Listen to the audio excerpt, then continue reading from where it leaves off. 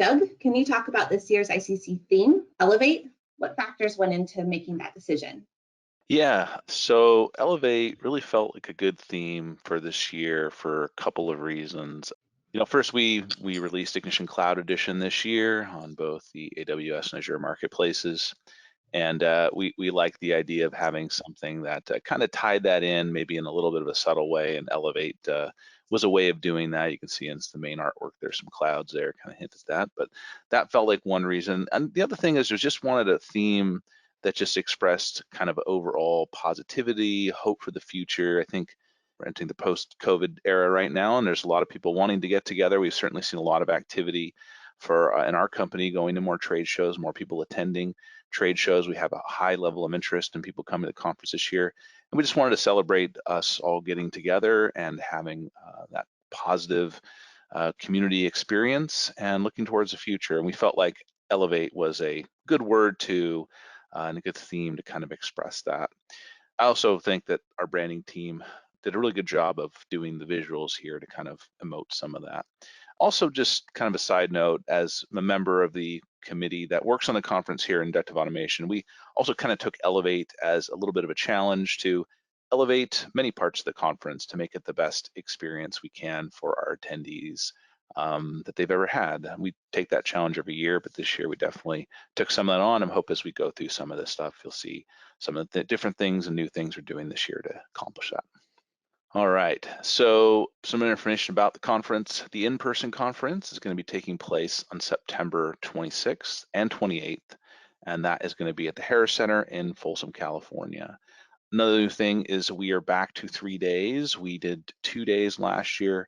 We're adding that third day. That was actually the most requested thing when we did our post-conference survey last year. People wanted that third day back so they can network more and talk to each other, and so we've added it back. So day one is going to start with some exhibitor demonstrations, which I'll go into more detail here in a minute. Then there'll be the unveiling of the Discover Gallery. People can watch those videos. A new feature called Table Talks that we'll talk a little more about in a minute. And then, of course, we're going to end with food trucks that day. And then day two, we'll have the main keynote to kind of kick off the session portion of the conference. We'll have breakout sessions and panels. And then the end of day two, we're going to have our HQ dinner, but this will have a theme of an IA birthday because it's going to be our 20th year anniversary this year. And on day three, we'll finish the conference with a technical keynote, plenty more great sessions, and of course, the build-a-thon to kind of wrap things up. So let's talk about some of the exhibitors. So we brought the exhibitors back this year. They were part of the virtual conference last year, I said the exhibitor demonstrations are part of the virtual conference last year. We've got a lot of great exhibitors this year, and those that are in the diamond level will be doing some demonstrations, product demonstrations in stage 3 to showcase their solutions. These will be 30-minute presentations and really highlight some of the great offerings of our exhibitors. Attendees will be able to check these out if they like. They'll be going on throughout day 1 for people to see. And I think there'll be a lot of great solutions there people can possibly incorporate to their own system. So we're excited about bringing this back, and we're excited about having lots of great exhibitors at the conference again this year. This year, we're offering 2 ways to experience the conference. Attendees, of course, will be able to come in person, as I just mentioned, at the Harris Center. And they can also come or attend, I should say, virtually through the ICC Livestream Pass. So we'll talk about the pass in a minute, but let's go into a little bit more information on the in-person. So, of course, those attending in person are going to have to purchase a ticket. Just a note on that, you're going to have to do that pretty quickly because it's selling out really fast. I think we only have about 50 tickets left. So if you still haven't got your in-person ticket, you're going to want to move because they're selling out quick. You're also going to need to make travel arrangements, of course, to come to Folsom to attend in person. We tried to make this a little easier. We created a plan your trip page that exists on our conference website that has information about the airport and directions, as well as recommendations for food and stuff while you're out here, and even activities you can do. So if you want a little help planning your trip, I would recommend going to our website and checking that out. A couple other notes here for in-person attendance. There is an ICC dress code. We recommend business casual for in-person attire. And then there is a code of conduct. It basically just boils down with keeping the conference environment educational, professional, safe, and harassment-free for everybody. You can read the full code of conduct on our website if you are curious about that. So The live stream pass is a new feature this year. What this allows you to do, if you get the live stream pass, is you'll be able to access all the sessions from day 2 and day 3 live when they're happening. So we'll be streaming all those sessions. We won't be streaming stuff from day 1 because day 1 is almost all networking events, but everything on day 3 and day 2 and day 3 will be streamed.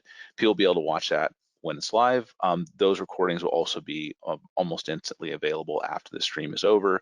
So if people miss a session or want to watch later, they can do that as long as they have the live stream pass active. So that's a great way of attending. If you can't make it out, weren't able to get a ticket in time or other circumstances, you can still attend from the comfort of your own home or office, what have you, through that way. So we wanted to provide this because last few years we've done the virtual conference. We've gotten a larger audience of people outside the US and people that haven't been able to come. And so we wanted to still be able to make it possible for people to come even if they couldn't come in person. So that's a little info about the live stream pass.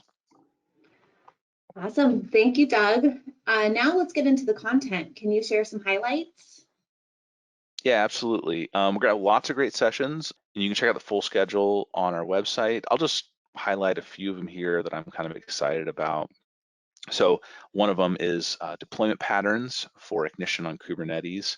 So Kevin Collins, who has presented multiple years now, is a great presenter. He'll be returning as a presenter this year, and he'll be doing this session to demonstrate how to harness the combined power of Ignition and Kubernetes. This session will offer an in-depth look at methods for effectively automating deployment, scaling, and management of containerized Ignition applications. Another one I want to highlight here is the introduction to automated testing of prospective projects. So in this session, attendees will learn the most effective ways for leveraging automated testing to safeguard your development to production process.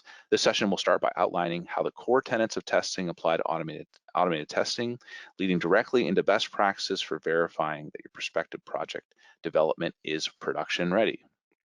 And then, what is that in the sky? An intro to Ignition in the cloud. This session will introduce cloud deployment concepts, discuss what architectures and scenarios benefit the most from cloud-based integration, and also share some real-world use cases. So there's a bunch more sessions. I think we have 22 in total, and if you want to see the full schedule, you can check that out. They're not all posted up there right now, but we're adding new sessions every week, so you can see the full schedule as we get closer to the conference.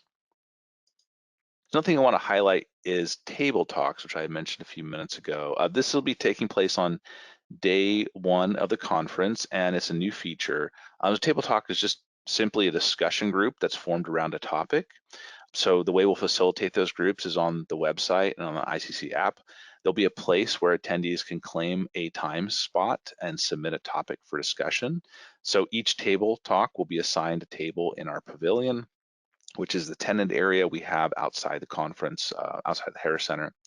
And other attendees will be able to see what table talks or discussion are scheduled at which tables, and they can join those if they're interested in joining the conversation. So it's really just a way for attendees to more easily get an interested and informed group together to discuss something that they want to discuss. And we're really excited about this feature. I think it'll really kind of supercharge our networking, and we're hoping that we get a lot of really good discussions going in that first day. So I'm really excited to see how that all comes together. And I'm sure we'll have some great discussions because of table talks. All right, so after the conference is over, the learning can keep going with post-conference virtual workshops. We did virtual workshops last year as well, and they were really, really popular, so we wanted to bring them back. So these workshops won't be happening during the actual conference. They're not included in the price of registration. They're an additional cost. But they are happening the weeks after the conference is over. So there's going to be a wide range of topics. I've just listed a few of those on the slide here, and I think there's a few more. All the workshops will be delivered virtually and will be offered at a lot of different times between the days of October 2nd and October 11th.